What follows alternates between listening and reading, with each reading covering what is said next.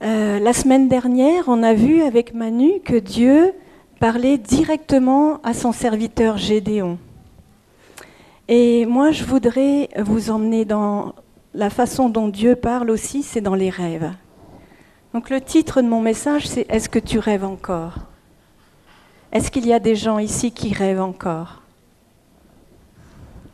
Alors le 17 mars, c'était la journée mondiale du sommeil. Et savez-vous qu'un adulte en moyenne rêve 1 à 3 fois par semaine. Des études par questionnaire ont démontré que 2,7 à 6,7% des gens déclarent ne jamais rêver. Est-ce que Dieu te parle encore dans tes rêves? Je vais vous raconter ce qui m'est arrivé il y a maintenant, on va dire, quelques années. En plein milieu d'une nuit, j'ai vu une immense lumière dans ma chambre. Une immense lumière si blanche, si éclatante, que j'avais du mal à la regarder. Au centre de cette lumière, une silhouette blanche. J'ai tenté de regarder la lumière à plusieurs reprises, mais elle m'éblouissait. Tandis que mon mari dormait profondément à côté de moi, je vous informe que j'ai un mari qui a un sommeil de plomb. Il peut y avoir un tremblement de terre, il se lève le matin, il me dit « j'ai rien entendu ». Donc il dormait tranquillement à côté de moi, profondément. À cette lumière, j'ai dit « Seigneur Jésus, est-ce toi qui viens me voir ?» Une paix immense m'environnait et en même temps une crainte. La crainte de regarder cette lumière, tellement elle était éblouissante. Puis la silhouette s'estompa tout doucement. Était-ce un rêve? Étais-je réveillée? Je n'ai aucune certitude. Était-ce Jésus qui est venu me voir? Était-ce un ange? Je ne sais. Mais ce que je sais, c'est que ce rêve venait de Dieu, car une paix profonde était en moi, et qu'à partir de ce moment-là, ma vie a changé. Pourquoi je vous raconte tout ça? Parce que ces moments vont être gravés et seront gravés dans mon âme jusqu'à la fin de mes jours, et que je voudrais vous encourager à écouter Dieu par vos rêves. On sait que Dieu parle tantôt d'une manière, tantôt d'une autre, et qu'on n'y prend pas garde. Ça, c'est dans Job 33, versets 14 à 16. Mais on sait qu'après, il dit « Il parle par des songes, par des visions nocturnes, quand les hommes sont livrés à un profond sommeil, quand ils sont endormis sur leur couche. Alors, il leur donne des avertissements. Il met un sceau à ses instructions. » En fait, Dieu, par nos rêves, nous dirige et nous dit ce qu'il faut faire. J'ai trouvé 4 types de rêves. Alors peut-être que vous en trouverez plus, ça sera à vous de venir me voir après et de me dire quels sont les rêves que vous avez en plus.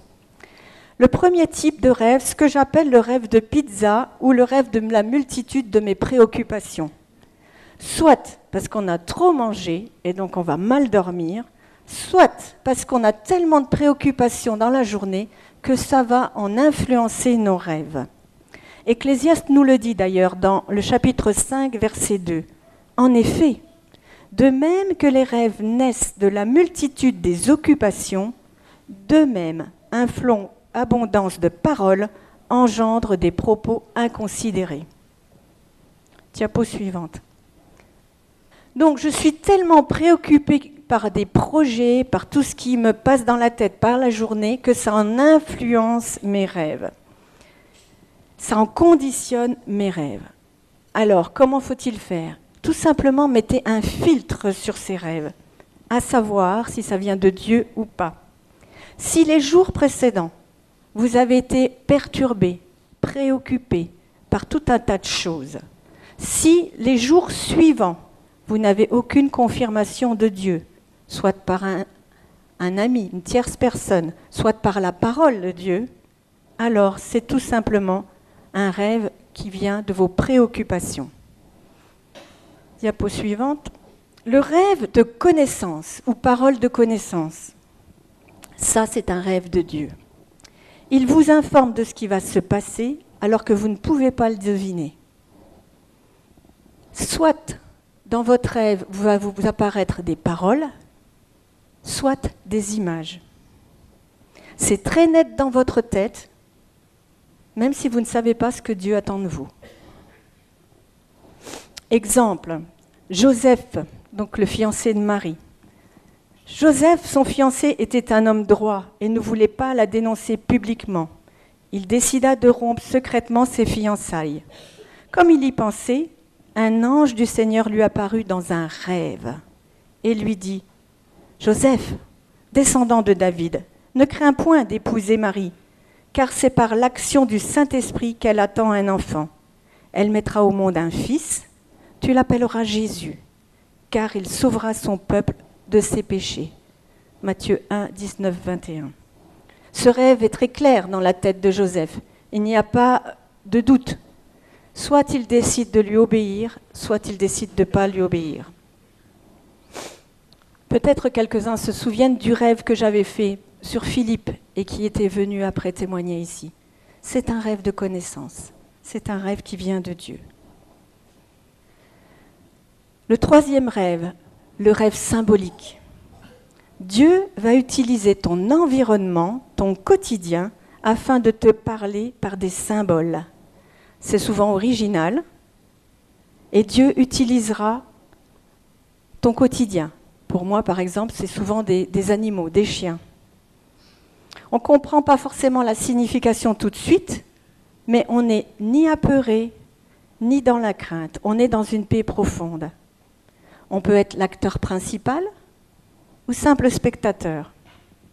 Dieu seul vous en donnera la signification. Le rêve symbolique, Dieu en révèle la signification en son temps, à moins que quelqu'un ait un don d'interprétation des rêves. Exemple dans Genèse 40, versets 7 à 13. Joseph, donc pas le même Joseph, étant venu le matin vers eux, les regarda, et voici, ils étaient tristes. Alors il questionna les officiers du Pharaon, qui étaient avec lui dans la prison de son maître, et il leur dit, « Pourquoi avez-vous de mauvais visages aujourd'hui ?» Et lui répondirent, « Nous avons eu un songe, et il n'y a personne pour l'expliquer. » Joseph leur dit, « N'est-ce pas à Dieu qu'appartiennent les explications? Racontez-moi donc votre songe. » Le chef des échansons, ça c'est dur à dire, le chef des échansons raconta son songe. Si vous voulez m'aider, n'hésitez pas. Et lui dit, « Dans mon songe, voici, il y avait un cep devant moi. Ce cep avait 3 sarments. Quand il eut poussé, sa fleur se développa et les grappes donnèrent des raisins mûrs. La coupe du Pharaon était dans ma main.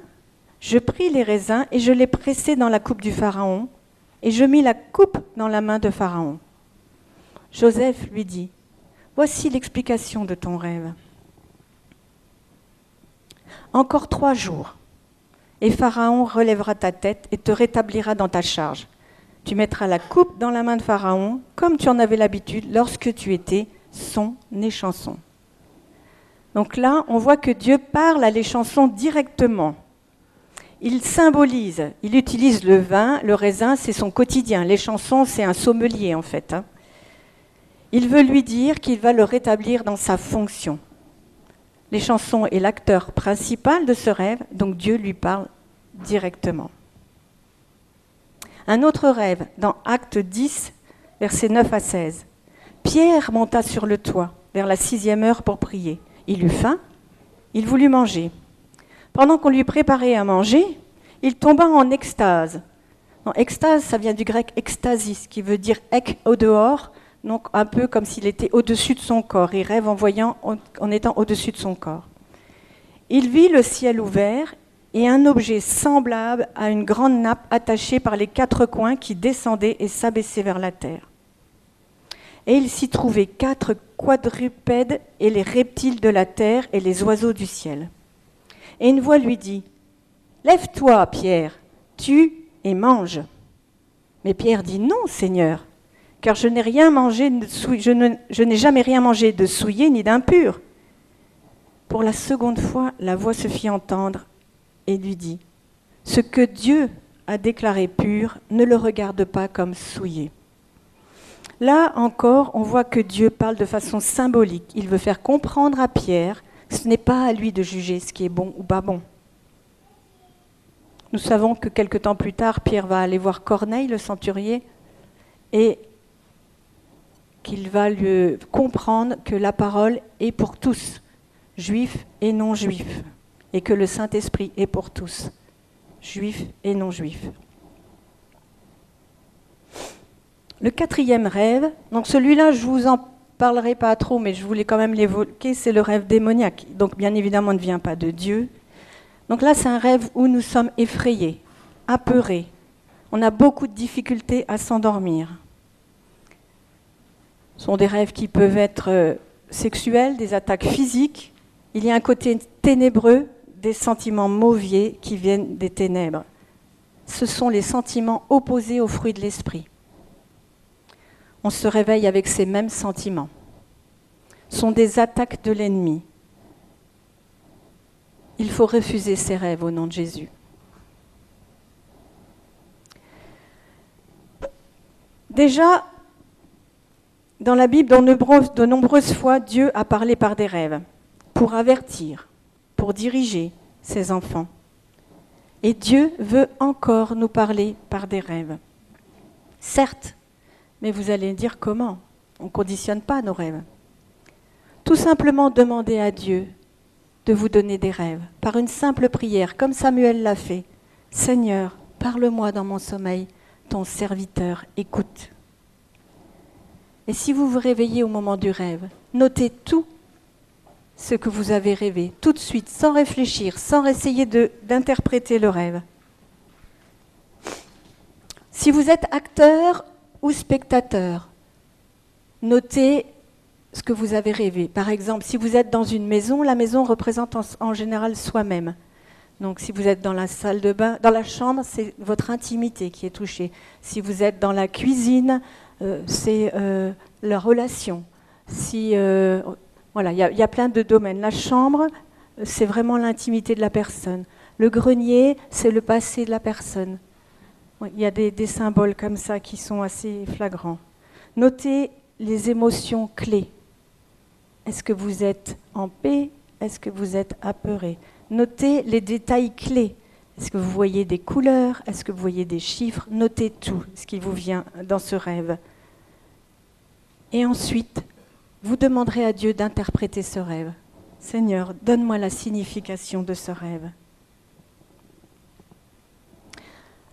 Encore une petite anecdote. Par un moment, je me réveillais toutes les nuits à 3h33 du matin. Plusieurs fois, jusqu'au moment où je me suis dit, mais qu'est-ce que ça veut dire, 3h33? Donc j'ai cherché dans la Bible tous les chapitres 33, verset 3. Rien ne me parlait. Puis ensuite, j'ai cherché tous les chapitres 3, verset 33. Il n'y en a pas tant que ça, hein, des 33 chapitres 3, on pourrait dire, oh là là, on va y passer un temps fou. Non, c'est pas vrai, il n'y en a pas tant que ça. Ni des 3 chapitres 33. Souvent, les versets sont assez courts. Jusqu'à ce que ce verset me vienne. Jérémie 3, 33. Appelle-moi et je te répondrai. Je t'apprendrai de grands secrets que tu ne connais pas. Je voudrais vraiment vous encourager à restaurer la culture du rêve. C'est aussi une façon dont Dieu veut vous parler. On le voit beaucoup dans l'Ancien Testament, toute cette culture du rêve. Et puis, peu à peu, on a laissé peut-être un petit peu de côté. Mais Dieu veut vous parler par des rêves. Il veut vous enseigner, il veut vous diriger, il veut nous corriger, il veut nous parler par nos rêves. Voilà ce que j'avais à vous partager ce matin. J'espère que ça vous sera profitable. En tout cas, pour moi, ça l'a été. Car du jour où je me suis intéressée à mes rêves, Dieu m'a beaucoup parlé. Nombreuses fois, je prends mon téléphone en plein milieu de la nuit. Ne vous inquiétez pas, je ne réveille pas mon mari. Il ne voit rien, il n'entend rien. Et je note la couleur, une chambre jaune, la lumière, un chiffre. On sait qu'il y a certains chiffres qui sont très parlants. Le 7 est le chiffre de la perfection. Le 3 est le chiffre de la Trinité. Voilà. Des chiffres, des couleurs, des moments. Et petit à petit, même si vous ne comprenez pas la signification de votre rêve maintenant, peut-être dans 3 ans, vous vous souviendrez du rêve que vous avez noté, vous direz, mais en effet, Dieu m'avait averti de ça. Je vais laisser le groupe de louanges terminer par un chant.